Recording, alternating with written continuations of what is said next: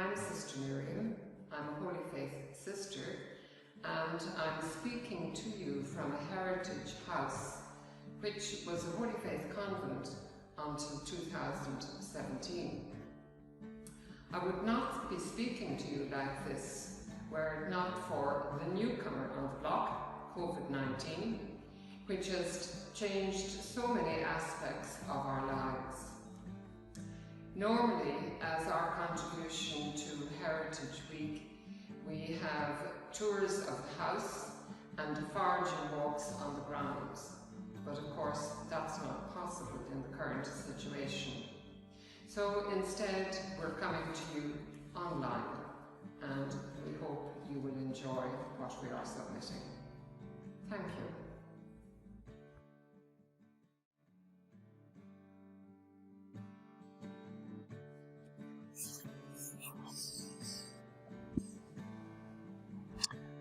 Hello and welcome to our Heritage Week documentary.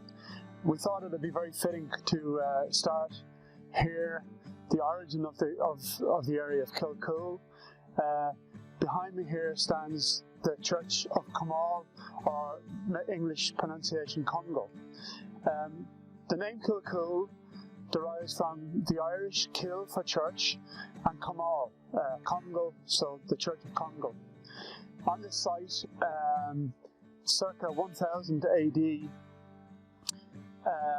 there would have been some of Congo's monks might have lived here at that point, maybe 1 to 2 monks. This would have been normal around that era, that time, where different cells across the area would have housed 1 or 2 monks, where they would have lived in solitude and prayed and studied their religion and their Bible.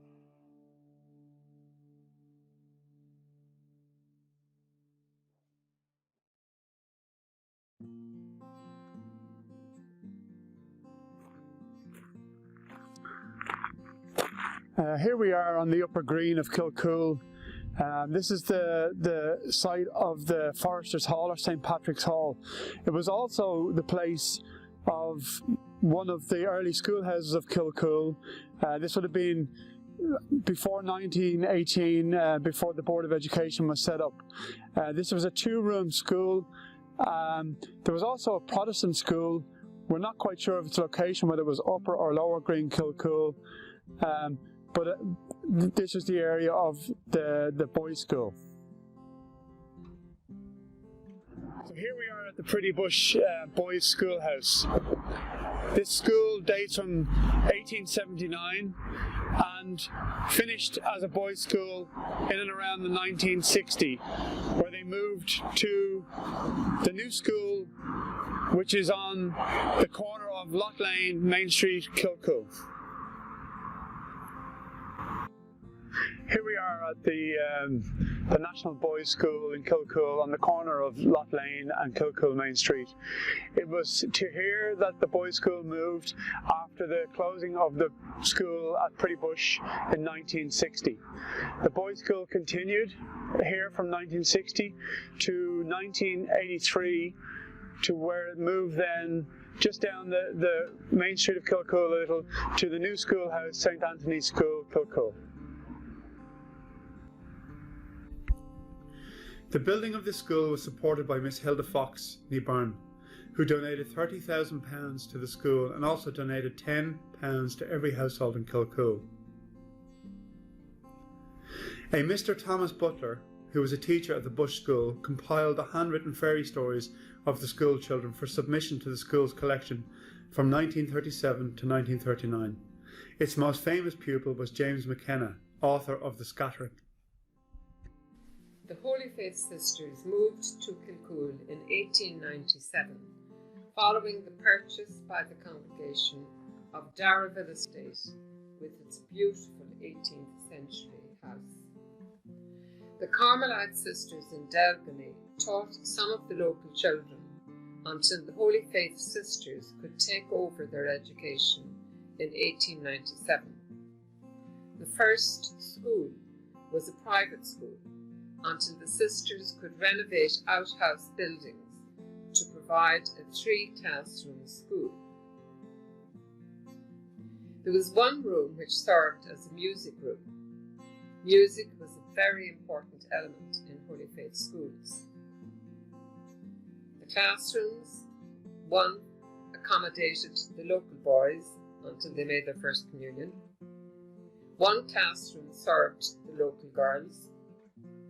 One classroom served the boarding boys from 1900 until 1918. Several rooms in the convent provided living quarters for the boys as well as a study. The schools were financed by the Holy Faith with a little help from the boarding boys' fees, until the schools came under the National Board in 1918. It was then that the sisters decided to close the boys' boarding school. The education provided was mainly formal, but boys were provided with some opportunity to learn about farming, and girls were engaged in domestic skills such as cookery and needlework. Music was an important subject offered to all students, and many became skilled at playing musical instruments. Kilcoole became renowned for its love of music, and since 1955 hosts a top-quality musical festival on a yearly basis. The Kilcoole Music Festival was initiated by the district nurse, Miss Mary Kiernan. There were over 50 classes of music from vocal to orchestral to flute to rock guitar. The Kilbride family in Kilcoole has continued this tradition up to today, with speech and drama now included in the competition. In 1973, St. Brigid's Girls' School was built on land donated by the sisters and opened with a small number of classrooms. This school began with mainly Holy Faith sisters on the staff. The school is now extended to a great number of classrooms, which are being added to every year to accommodate a mushrooming population in Kilcoole. Plans for a much larger school are ready for implementation.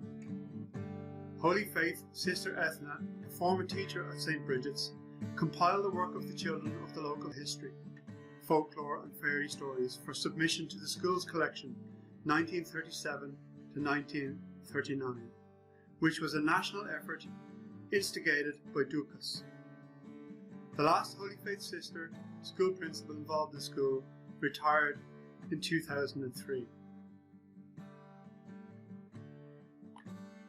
In 1983, St. Anthony's Boys' School was built. In 1983, the principal, Pat Ryle, from St. Anthony's Boys' School, now the Kilcoole Community Centre, moved with the school to St. Anthony's New School on Main Street, Kilcoole. The last principal was Pat O'Connell, who was chosen over a female candidate. Up to 2010, boys and girls in Kilcoole were educated separately. This was a general practice, not just in Ireland, and reflected the inequality that existed between the sexes.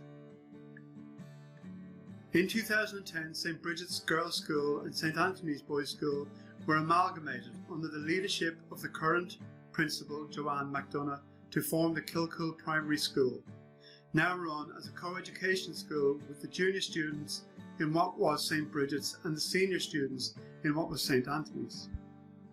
This was a significant reflection of the changes in the concept of the type of environment in which youth could be educated. There were major changes also in the scope and delivery style of the curriculum. Teacher aides, parents, special needs assistants, etc. now played significant roles in the education process as the interactive involvement of each student became important. In 2003, Colaiste Craobh, the secondary school, Kilcoole finally got its own second level school. Mildred Fox, Tom Fortune, local representatives and other prominent local residents were thoroughly involved in the effort. Shane Ivers was the first principal and did a splendid job along with his staff in settling a high standard in the school. Up to this, Kilcoole students who wished to pursue their education had to travel. Girls often travelled to St Mary's Holy Faith Secondary School in Haddington Road, or they and the local boys attended St David's Holy Faith Secondary School in Greystones. Note the movement over the years from segregated education, boys separate from girls, Catholic separate from Protestant, from education emphasising the mostly confined to the basic 3 R's, from rote learning, which was essential teacher imparted, to an education which is desegregated, creative, interactive, collaborative, varied and comprehensive.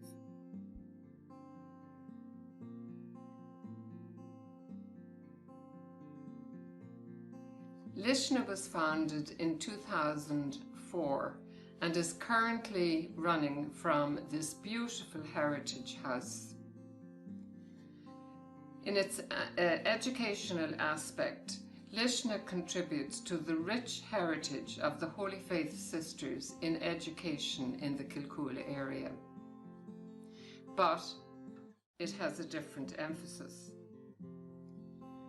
The purpose of Luisne is to raise awareness of the sacred interconnectedness of everything that exists, hopefully resulting in a deeper sense of one's self-respect and respect for one's environment. We hope that you are enjoying this online contribution to Heritage Week and that you're finding it both interesting and informative. Thank you. Now that we've learned about the schools in the area and the Holy Faith's involvement, it brings us nicely to the present day and to where I am standing now, Luisne, and where the Holy Faith's involvement is still evident. Luisne evolved from a formal youth education system to an informal adult education system in which the tutors seek to evoke and enhance the students' inner wisdom. Its founding vision was to raise, enhance awareness of our deep and sacred interconnectedness with all that exists. The process sought to do this through Zen meditation practice, sharing one's insight in groups and varied courses, workshops and retreats. In art, astronomy, philosophy, vegetarian cooking, organic gardening, ecology, soul bowl sound therapy, yoga, tai chi and sacred dance. The aim is to cultivate self-esteem, to evoke a sense of wonder and awe, and to promote the desire to develop one's full potential, each of which leads to a greater sense of well-being. Meditation, for a time considered the remit of monks and nuns, is now generally popular. It has been a core practice at Luisne, and the daily practice is open to all.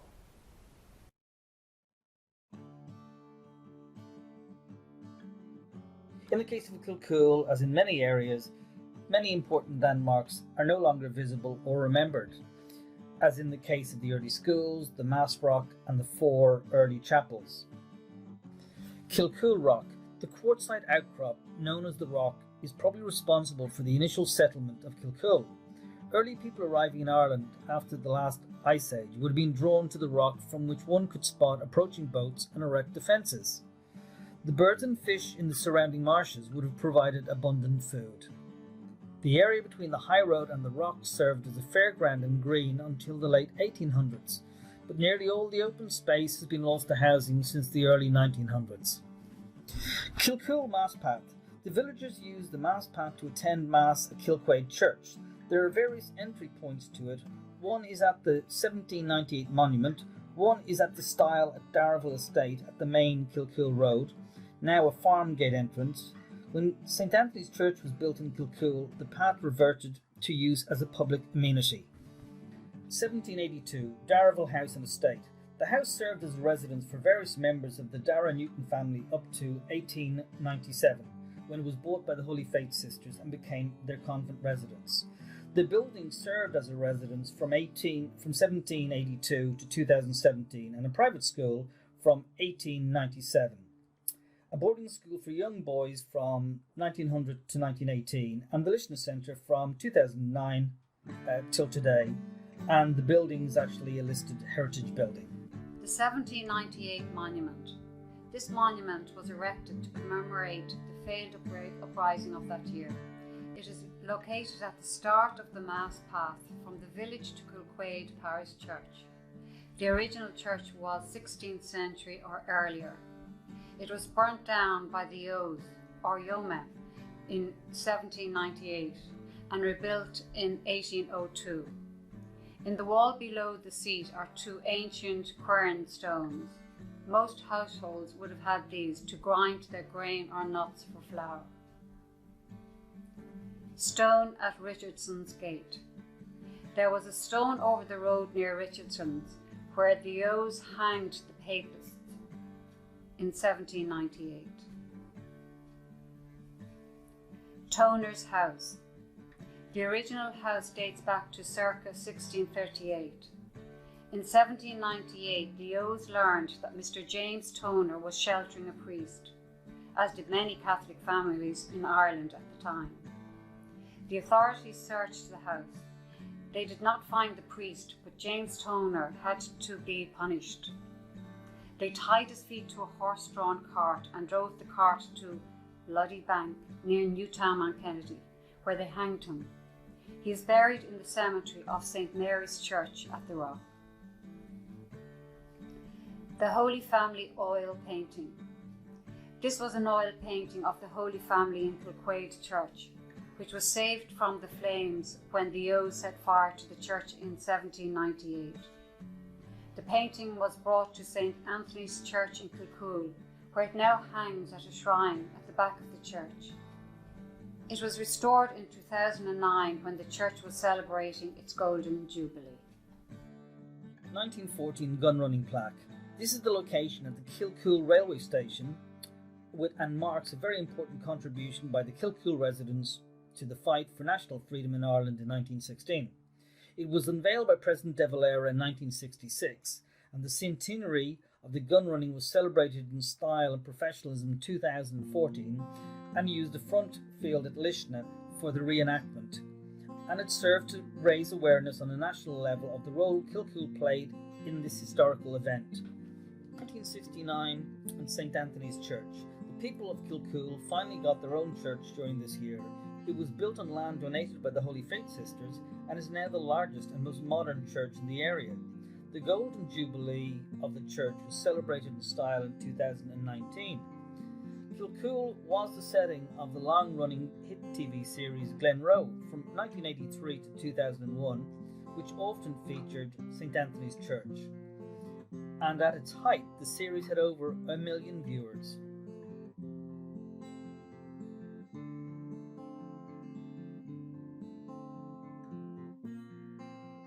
Farming involves learning to work with the land and the elements. Farming has been a way of life in Kilcoole from the beginning. When Ireland was taken over by settlers, most of the landlords in Kilcoole were settlers who received vast tracts of land in reward for their military services. The local people became farmers, only in the sense of actually working on the land, and were generally very poor. As time passed, the landlord-settlers became integrated into the local community, and many considered themselves Irish in every sense of the word. As green areas were lost to the development of housing estates, as transport was improved and other job opportunities became available, the financial standing of the residents greatly improved. When the Holy Faith Sisters began their schools in Kilcoole, they ran a farm at the convent, with crops, cattle, hens and pigs, to provide food and much needed income to fund the work of education. Many of the sisters had grown up on farms and had the required knowledge, but they also employed a farm manager known as Mr. Jinker, James Kelly, and subsequently his nephew, Mr. Mick Kelly, 1948, were among such employees. Part of the implementation of the vision of the Luisne Centre was to run an organic farm on at least part of the convent property. Now that the convent and its surrounding lands have been sold, Luisne is confined to growing organic in a polytunnel in the back garden of the house, which Luisne is currently renting. Michael Meakin, who does the part-time work for Luisne, is in charge of this venture. He also conducts foraging walks as part of the Luisne programme. These small efforts are an important part of the holistic educational process at Luisne.